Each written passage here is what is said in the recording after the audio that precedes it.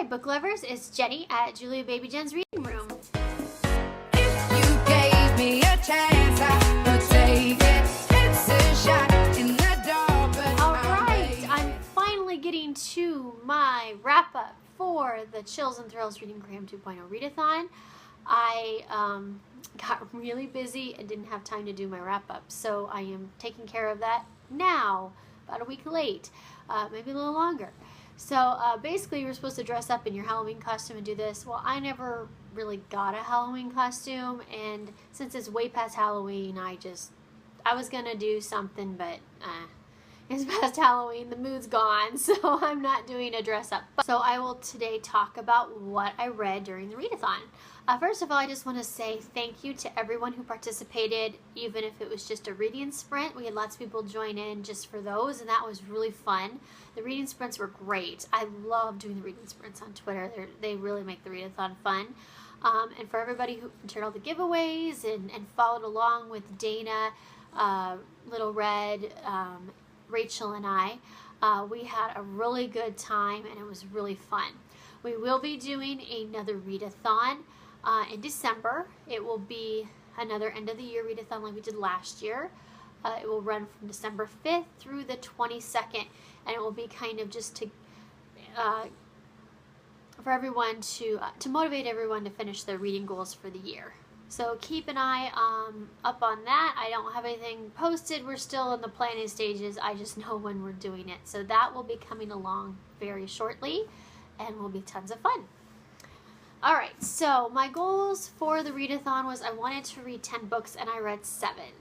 I was a really high goal. I didn't think I was going to make it, but I shoot high, I guess. And 7 books in a week is actually pretty good.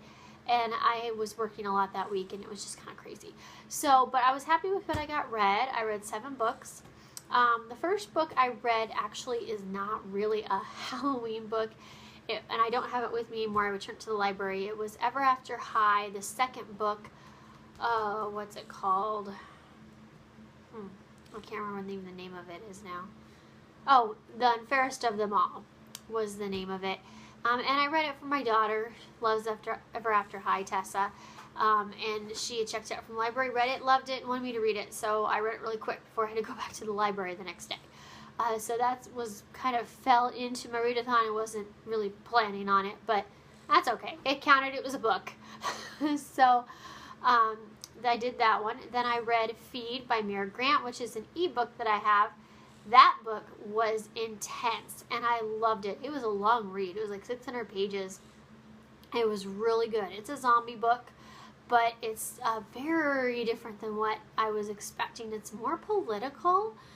It's just really good. It's well done. I enjoyed the read. It was fun.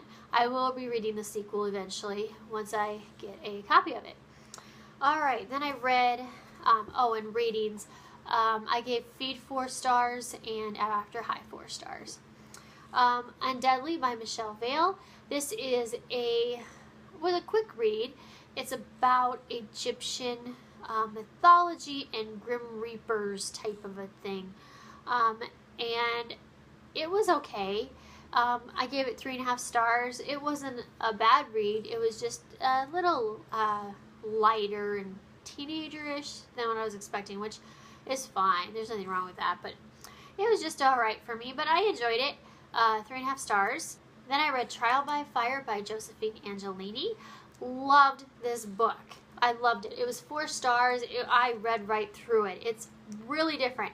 It is kind of a dystopian alternate universe with magic, and it's really, really fun, and it actually it has a little bit of the Salem witch trials in it, in these 2 different realities. It's a historical factor, but this takes place present day, but the alternative universe at the same time feels historical and futuristic because of the technology. So it's really interesting. I really liked it. And yeah, I am really excited for this book. This was really fun to read. I really recommend it. Had everything that I love in a good book, and it was just fun. I loved it. All right, The Monstrumologist by Rick Yancey. I had been looking forward to reading this For a really long time. It just never really made my immediate TBR, and then my friend David read it and loved it and said I need to read it, so I did. I read it for my readathon because I thought this is perfect for Halloween, and it was. It was creepy, very creepy, really different than what I was expecting. I actually expected it to be more graphic than it was. It was graphic in parts, but I expected it to be more so. It's really a good read. It's hard to explain it, really. I think you just have to read it. It's one of those books, though, that I don't think everybody would like. I loved it. 5 stars. It was really good. I'm excited to read the rest of the series. It made me think a little bit of The Island of Dr. Moreau. Actually, just a little bit. The style maybe made me think more of that. I'm trying to think what else it reminded me of. It's very creepy. It feels like an old-fashioned horror story. So like Edgar Allan Poe, like I said, The Island of Dr. Moreau, Jekyll and Hyde, stuff like that. It has that gothic, historical horror feel to it. But yet it's YA, and it's an adventure within that.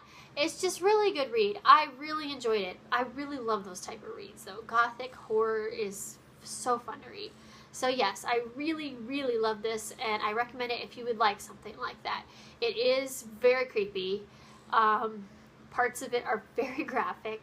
It's not as graphic as I thought it was going to be, but I guess it is YA. So, but yeah, I enjoyed it. It was really good, and I'm excited to read the rest of the series. The Queen of Zombie Hearts by Gina Showalter. Really excited to read this, and I loved it. Great final book to the series. I thought this was better than the last 2. I couldn't put it down. 4 stars, solid 4 stars. This series is so fun. If you are one of those people who like fun adventure YA, kind of like maybe, I don't know, maybe like Vampire Academy, or the Violet Eden chapters. It reminds me of that just a little bit, even though the premise is completely different. This is paranormal zombies. It's kind of it's got this paranormal thing to it. It's the zombies are invisible. Most people can't see them except for certain people. So it's really, really interesting. And of course, the Alice in Wonderland tie-ins to all of it. It gets a little cliched at times, but I still really enjoyed it. I could have gone with a little less of the sex between the teenagers.